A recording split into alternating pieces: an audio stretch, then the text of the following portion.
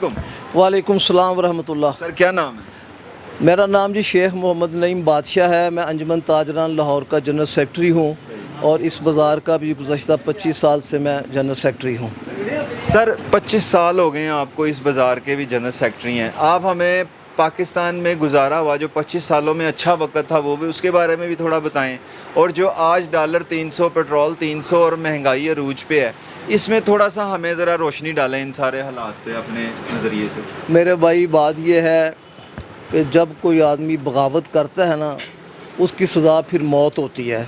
हमने जब ये मुल्क लिया था ना, तो ये बड़ी कुर्बानियों के बाद लिया था, और ये नहीं कहा था कि पाकिस्तान एक बड़ा अमीर मुल्क होगा, वहाँ पे बड़े सहूलतें मिलेंगी, बल्कि अल्लाह करीम से हमने ये वादा किया था कि या अल्लाह हम ये मुल्क तेरे नाम पे ले रहे हैं और वहाँ पर एक इस्लामी हुकूमत कायम होगी, लोगों को इंसाफ मिलेगा, हक़ वाले को हक़ मिलेगा। और ये पाकिस्तान रुए ज़मीन पर दूसरी ममलकत है जो इस्लाम के नाम पर, मज़हब के नाम पर मार्ज़ वजूद में आई। पहली रियासत मदीना नबी अकरम सल्लल्लाहु अलैहि वसल्लम ने कायम फरमाई, और दूसरी जो ला इलाहा इल्लल्लाह के नाम पे पाकिस्तान बना। बदकिस्मती से हमने ला इलाहा इल्लल्लाह से बेवफाई की और जो अल्लाह से वादे किए थे उसको पूरा नहीं किया। वो पहले सफ़ेद रंग वाले और नीली आँखों वाले हुक्मरान थे, उसके बाद काले रंग और काली आँखों वाले आ गए, लेकिन निज़ाम वही है जो हिंदुस्तान में निज़ाम था वही पाकिस्तान में है। और जिस मुआशरे में इंसाफ ना हो, जिस मुआशरे में करप्शन हो, और करप्शन हमारे जिस्म में रच बस गई है, और जब हमें ये पता ना हो कि हम हराम खा रहे हैं कि हलाल खा रहे हैं, तो फिर इस मुल्क का यही हाल होता है। हमारे सामने नबी अकरम सल्लल्लाहु अलैहि वसल्लम की पाक मोहतरम मुबारक ज़िंदगी मशले राह है। नबी अकरम सल्लल्लाहु अलैहि वसल्लम के साथ हज़रत हसन रज़ी अल्लाह तआला अन्हु जा रहे थे, तो रास्ते में से खजूर पड़ी हुई थी। हज़रत हसन रज़ी अल्लाह तआला ने वो खजूर पकड़ के अपने मुंह में डाल ली, तो नबी अकरम सल्लल्लाहु अलैहि वसल्लम ने अपनी उंगली मुबारक डाल के खजूर को बाहर निकाला। सहाबा ने कहा जी कि एक बच्चे ने खजूर खा ली है, हुज़ूर कौन सा इतना बड़ा मसला है? तो मेरे नबी पाक सल्लल्लाहु अलैहि वसल्लम ने इरशाद फरमाया, हो सकता है ये खजूर सदक़े की हो और मेरी आल पे, मेरी औलाद पे सदका हलाल नहीं है, हराम है। मैं अपने बेटे को हराम खजूर भी एक नहीं खुराना चाहता, जो कि हराम थी कि नहीं थी, लेकिन मुश्तबे थी, उसमें शुबा था कि शायद ये सदक़े की हो। तो नबी अकरम सल्लल्लाहु अलैहि वसल्लम ने उसको निकाल दिया, अंदर से निकाल दिया। और अब पाकिस्तान में कोई छोटा चोर है, कोई बड़ा चोर है, मौलवी वही है, नेक वही है जिसका हाथ नहीं पड़ता।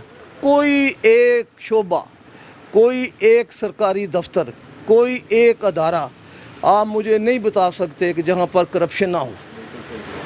इवन कि अब गरीब आदमी को कब्र नहीं मिलती, कब्र, वो जब कब्र के लिए जाता है कब्रिस्तान में, तो जो गोरखन वहाँ पे बैठा है वो भी IMF वाला है। वो कहता है जी कब्रिस्तान में तो कोई जगह नहीं है। यार हमारा बंदा मर गया है, हमारी बहन मर गया, हमारा भाई मर गया, हमें कब्र चाहिए। तो यहाँ पर तो कोई नहीं है, आप कहीं और चले जाएं। जब उसको कहता है कि भाई 20-25 हज़ार रुपया आपको दूंगा और कब्र दे दो, तो फिर एक कब्र नहीं 10 कब्रों की जगह वहाँ पे निकलाती। थाने जहाँ पे यानी कि दारुल सुकून जिसको कहा जाता है, वो दारुल फसाद बने हुए हैं।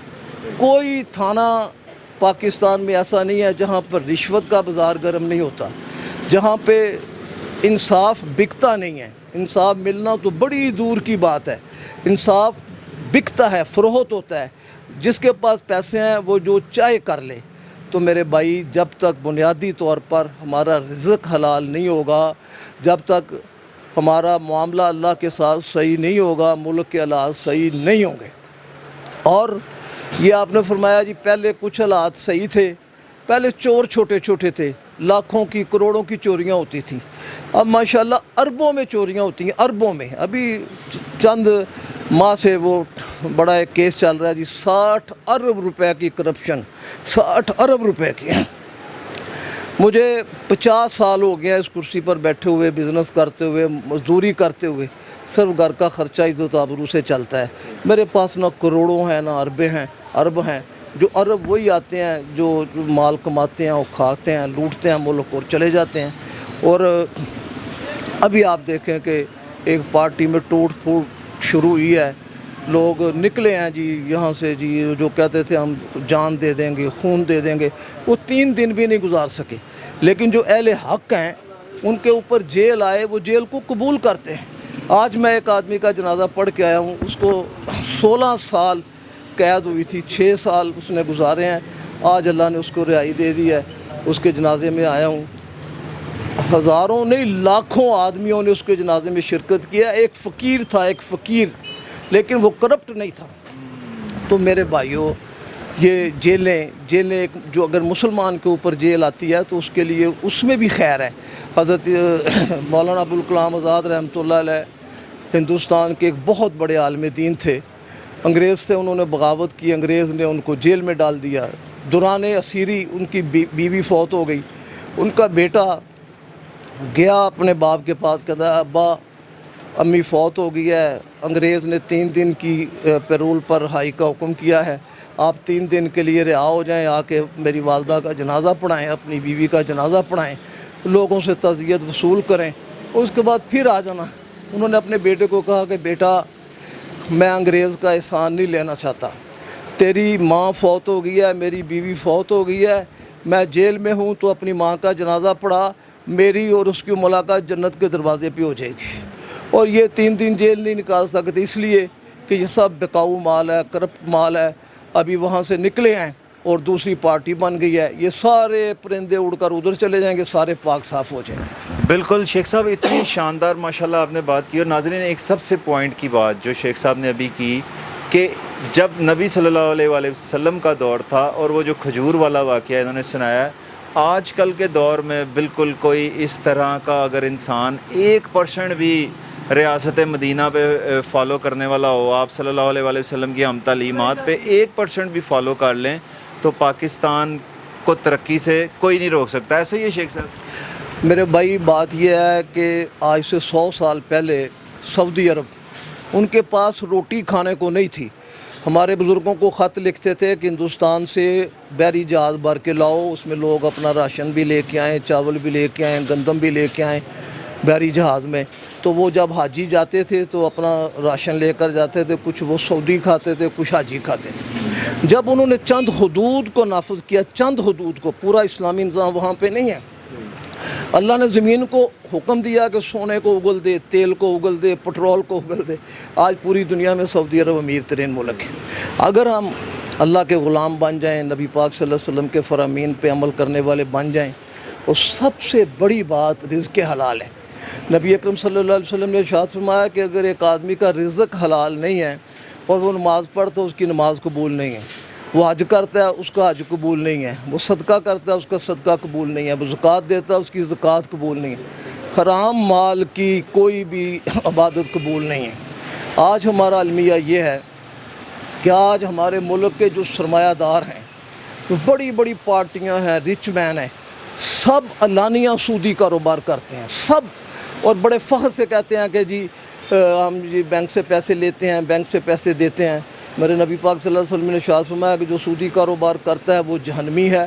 جو اس کے اوپر گواہی ڈالتا ہے، جو لیتا ہے، دیتا ہے، اس میں کسی قسم کی معاونت کرتا ہے، اس کا چھوٹے سے چھوٹا گناہ یہ ہے کہ وہ اپنی حقیقی ماں کے ساتھ اپنا منہ کالا کرے، اپنی ماں کے ساتھ بدکاری کرے. پہلے اگر پورے شہر میں ایک آدمی سودی کاروبار کرتا تھا تو وہ ایک نشانہ عبرت ہوتا تھا. لوگ اس کو کہتے ہیں یہ بیاجڑیا ہے، یہ سودی ہے. لیکن آج ہم فخر سے ہاتھ اونچا کر کے کہتے ہیں جی ہم بینکوں سے لیتے ہیں، بینکوں سے دیتے ہیں. جب تک اس ملک میں اللہ کے نبی پاک صلی اللہ علیہ وسلم کی تابعداری نہیں آئے گی، نبی پاک صلی اللہ علیہ وسلم کے جو ریاست مدینہ میں قوانین تھے وہ نہیں آئیں گے، پاکستان کبھی ترقی نہیں کرے گا. پاکستان زوال کی طرف جائے گا.